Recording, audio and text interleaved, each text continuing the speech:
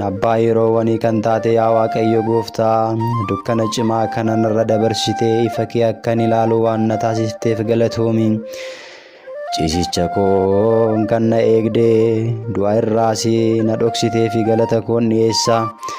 Tiksee arjaa kan namaaf dhimmu kan na eeguu fi mukni ati halkan na wajjiniin taate. Akkuma na eegdee barii kana eebbistee qulqulleessitee oolmaa nagaa akkan oolu harki kee mirgaan na gargaaru. Karaa koo hundaan ati na dura bu'ii, uumama dadhabaa ta'uu koorraa kan ka'e dudduuba koo maal akka jiru hin beekuti ati na eegi. Gufuu diinni naannoo koo kaa'ee hunda na duraa kaasii, hubannoo gaariin na bareechi. Qormaatarraa kan ka'e illee yoon kufe na kaasi malee nan dhiisin.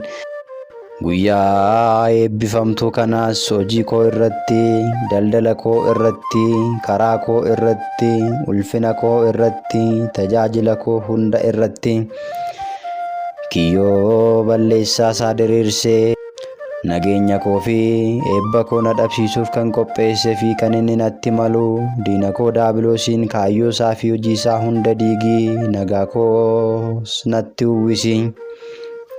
Guyyaa kanatti cubbuu kaayyeeffadhee sodaa malee akkan hin raawwanne, dagachuun akkan hin hojjenne na taasisi. Bakka dhiigni dhangala'u, bakka murtoon haqaa hin murteeffamnerraa, bakka hiyyeessi miidhamurraa, bakka goyyomsuu fi miliqsuun kabajamurraa, waaqni tolfamaa fi seexanni bakka itti waaqeffatamurraa, hojiif iddoo akkanaa irraa